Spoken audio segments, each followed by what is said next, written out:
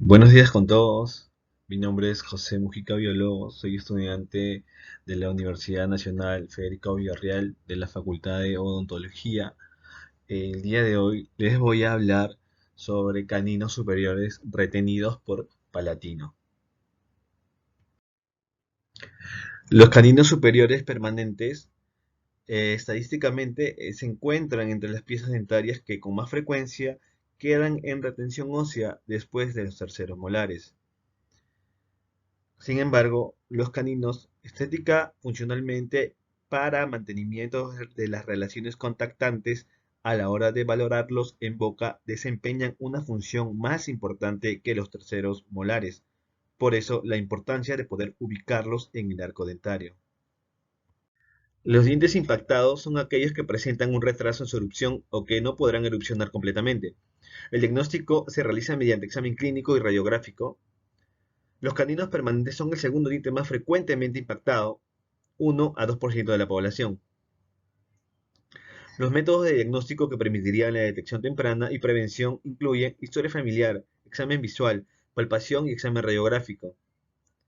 Cuando la condición es identificada en estadios tempranos, la extracción de los caninos deciduos, en algunos casos, permitiría la corrección de la senda y erupción en una posición relativamente correcta.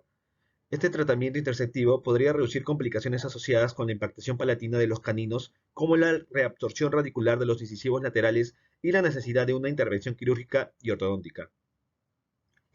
El 85% de las impactaciones de caninos superiores son palatinas, el 15% son vestibulares. Falta de espacio y de desarrollo vertical están asociados con impactaciones vestibulares. Las cúspides impactadas vestibularmente sí erupcionan, lo hacen verticalmente y en una posición más alta en el alveolo. La densidad ósea palatina, la presencia de una mucosidad más gruesa, así como una posición más horizontal, hace que las cúspides caninas desplazadas hacia palatino raramente erupcionen sin la necesidad de un tratamiento ortodóntico complejo. Las, las impactaciones palatinas de caninos superiores ocurren 2 veces más en pacientes del sexo femenino que en el masculino. Tienen una alta incidencia familiar y son 5 veces más comunes en pacientes de raza blanca que en aquellos de ascendencia asiática. La mayoría de los caninos impactados son asintomáticos y comúnmente diagnosticados en examen de rutina dental u ortodóntico. Aunque el canino impactado puede no causar ningún efecto adverso, en otros casos puede provocar severas secuelas. Por ello, un diagnóstico temprano, continuo monitoreo y manejo de caninos ectópicos es importante. El mayor riesgo yace en la reabsorción radicular de dientes adyacentes, donde la reabsorción severa involucra la pulpa, siendo demostrado que ocurre en pacientes desde los 9 años hasta los 23. En un estudio radiográfico, Erickson y Kural encontraron que la reabsorción radicular de los dientes adyacentes ocurría en el 12,50% de los casos en niños de 10 a 13 años. Para este estudio se utilizaron tomografías de Connie Bean.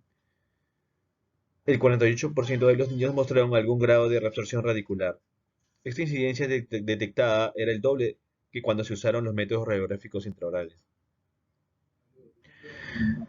Becker y Chao Su en el 2005 consideran que las reabsorciones son más frecuentes en el sexo femenino.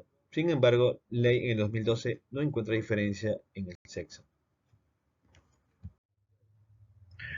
La metodología del tratamiento ortodóntico depende de varios factores, como la localización del diente impactado en el arco con respecto a los dientes adyacentes, la distancia al plano oclusal, el apiñamiento de la corona, la angulación que adopta el canino, la posibilidad de anquilosis, reabsorción radicular o dilaceración.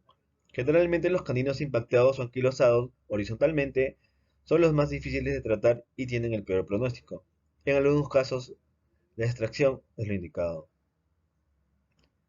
Los caninos impactados paulatinamente suelen estar acompañados de otras anomalías de tamaño, forma, número y estructura. Bassetti estudió la conexión genética de estos. La investigación apunta a que el 33% de los pacientes con caninos con impactación palatina presentan agenesia. Esta frecuencia es de 4 a 9 veces mayor a la de la población general. El 47,70% de estos pacientes presentan incisivos laterales pequeños, conoides o ausentes. Tenemos en cuenta que también existen múltiples opciones para evaluar radiográficamente la impactación palatina de caninos. Hablamos de las radiografías oclusales, que se van a utilizar como dos métodos, el de Simpson, que consiste en un haz de rayos perpendicular a la placa y paralelo al eje de los incisivos, y el de Bellot, en el que el haz de rayos no es perpendicular. El primero es más exacto. Las radiografías oclusales son más exactas en diagnosticar la posición del canino en relación a la línea media. La radiografía lateral del cráneo son útiles en la determinación de la posición antero-posterior, así como su inclinación y localización en el alveolo. Tenemos también la tomografía computarizada, que actualmente en Europa, Estados Unidos, Australia y Nueva Zelanda es la técnica más difundida para observar la trayectoria tridimensional del canino impactado.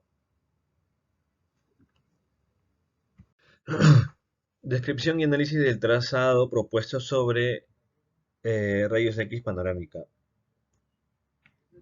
Proponemos un simple trazado que se puede hacer sobre la ortopantomografía. Hablamos de una radiografía panorámica. Se marcan dos líneas tangentes a la pared externa de las fosas nasales que se continúan con los ejes longitudinales de los caninos retenidos de ambos lados. Si queda constituida una figura geométrica de apariencia de un rombo, romboide o también de punta de flecha, significa que el extremo de la raíz se encuentra próximo a la posición que anatómicamente le pertenece. Hablamos de la fosa canina del maxilar superior.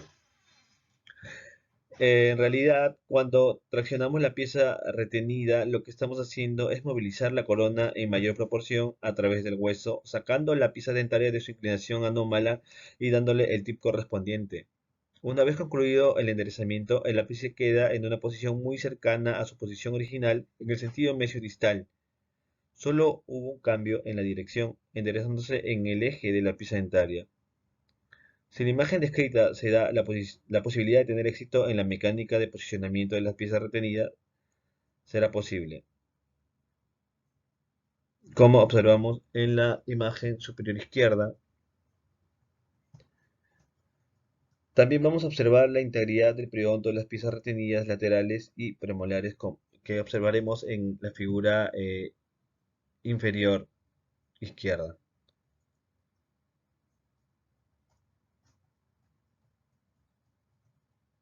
En la mecánica de reposicionamiento deberemos tener en cuenta clínicamente su relación con los dientes vecinos y el daño que se puede ocasionar a esas piezas dentarias, la cantidad de distancia que debe ser desplazado, el espacio disponible y el espacio requerido para su ubicación, así como también una posible anquilosis no detectable en la mayor parte de los casos en los estudios radiográficos.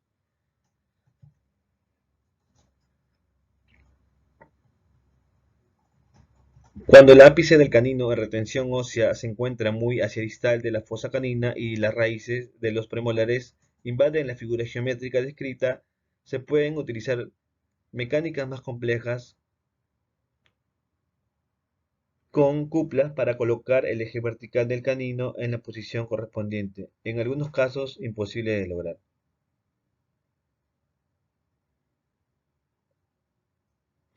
Es posible encontrar un solo canino retenido, para eso utilizaremos la misma metodología para decidir su posible recuperación, pero con la imagen de un solo lado, como podemos observar en la figura inferior derecha. El ápice del 2-3 en zona próxima a la pared externa de la fosa nasal.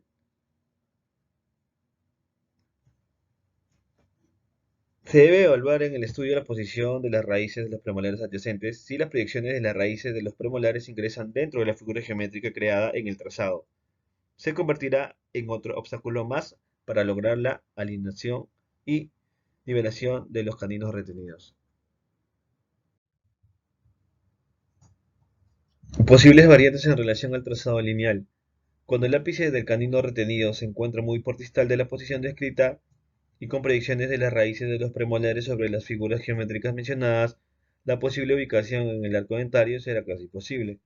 La posibilidad de mejorar su ubicación hacia mesial lo da su trayectoria de descenso hacia su ubicación en el arco dentario que permite ir modificando el eje del canino en sentido mesial. Se debe hablar en el estudio la posición de las raíces de los premolares adyacentes si las proyecciones de las raíces de los premolares ingresan dentro de la figura geométrica creada en el trazado. se convertirá en otro obstáculo para lograr la alineación y nivelación de los caninos retenidos. Como conclusiones, es de utilidad el uso del trazado lineal de la figura geométrica romboidal sobre la radiografía panorámica como ayuda en la toma de decisiones para la ubicación de caninos retenidos por Palatino después de valorar clínicamente su factibilidad. La posición del canino en el maxilar puede ser determinada con sencillez y bajo costo utilizando una radiografía panorámica. La posibilidad de ubicarlo correctamente depende de una serie de factores, entre ellos la relación del ápice del canino con respecto a la pared externa de las fosas nasales y al espacio que ocupará en su posición definitiva en el arco dentario. Cuando se observa que las raíces de los premolares se interponen, invadiendo la estructura geométrica romboidal que podemos realizar en el trazado sobre la radiografía panorámica, puede significar que existe peligro de dañarlas. En estos casos, habrá que evaluar la posible exodoncia de los caninos. Si bien técnicamente existen en la actualidad métodos diagnósticos 3D que dan imágenes tridimensionales, no descartamos el uso de la metodología descrita, donde el costo-beneficio es alto debido a su fácil implementación, bajo costo y menores radiaciones emitidas. En esta práctica clínica se obtuvo alta correspondencia con el uso del trazado de la figura geométrica romboidal diseñada sobre la radiografía panorámica para la recuperación de caninos retenidos por Palatino. Bueno, hasta aquí sobre la presentación. Muchas gracias por su atención.